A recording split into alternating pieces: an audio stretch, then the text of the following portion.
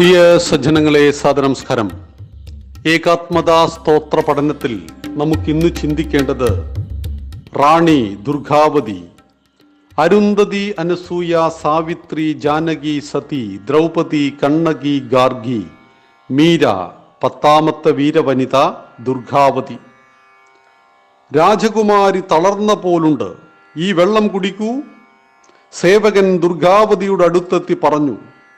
നാട്ടുകാരെ ഭീതിയിലാഴ്ത്തിയ ഒരു കടുവയെ വേട്ടയാടുന്ന തിരക്കിലായിരുന്നു ദുർഗാവതി.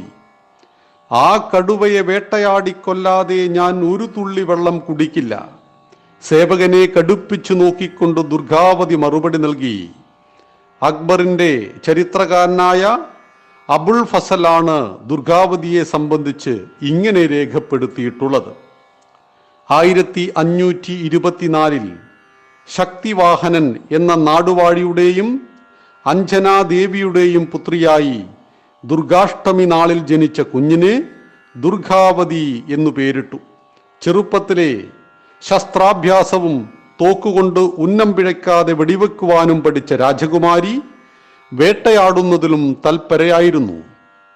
അച്ഛനിൽ നിന്ന് വൈദിക ഗ്രന്ഥങ്ങൾ പഠിച്ച ദുർഗാവതി വിടൽനാഥ ഗോസായിൽ നിന്ന് മന്ത്രദീക്ഷയും നേടി. നിത്യേനയുള്ള ആയുധാഭ്യാസം ദുർഗാവതിക്ക് നിർബന്ധമായിരുന്നു.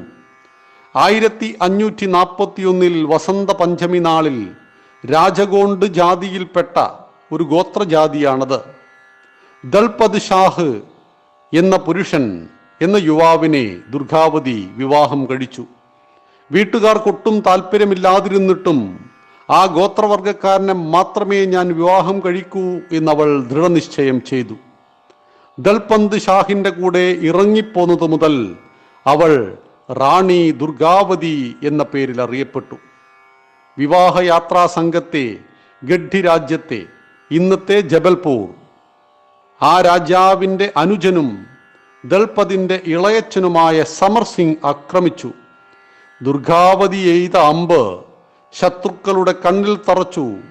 അയാൾ ജീവനും കൊണ്ടോടി. റാണിക്കു മുമ്പേ അവരുടെ വീരകൃത്യങ്ങളുടെ കഥ ഗഡ്ഢിയിലെത്തി.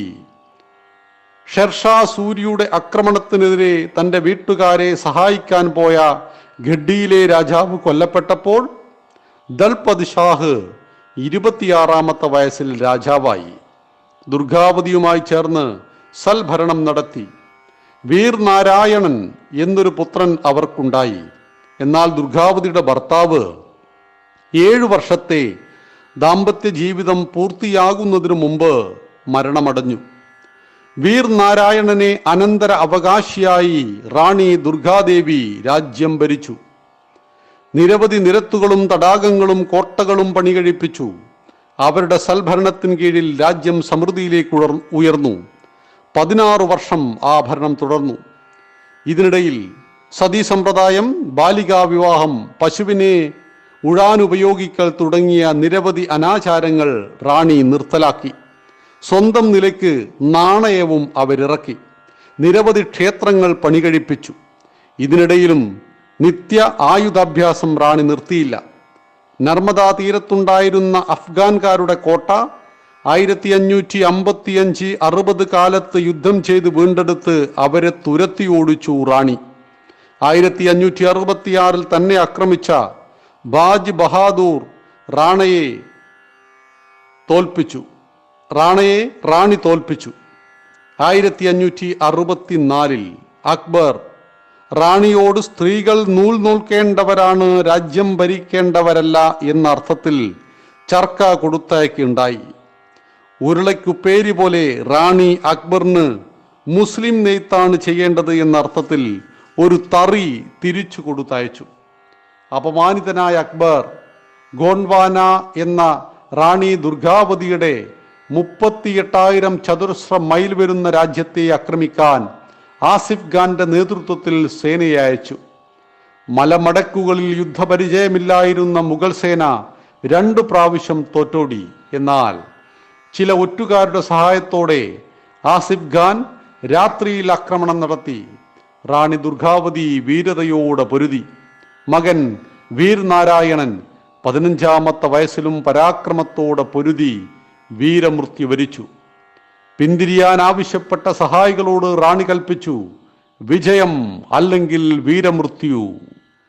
1564 ജൂൺ 24 ആ വീരവനിത യുദ്ധക്കളത്തിൽ വെച്ച് കഴുത്തിലും കണ്ണിലും അമ്പേറ്റപ്പോൾ സ്വന്തം ശരീരത്തിലേക്ക് കഠാര കുത്തിയിറക്കി മരണത്തെ പുൽകി. തൻ്റെ വീരതയ്ക്കും സൽഭരണത്തിനും ഇന്നും റാണി ദുർഗാവതി സ്മരിക്കപ്പെടുന്നു.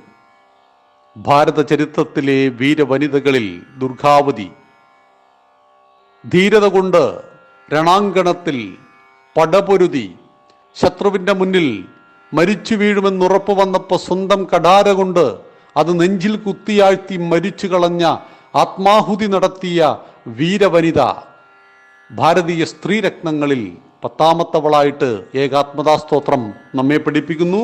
നാളെ നമുക്ക് റാണി ലക്ഷ്മിബായിയെ കുറിച്ച് പഠിക്കാം. നന്ദി, നമസ്കാരം.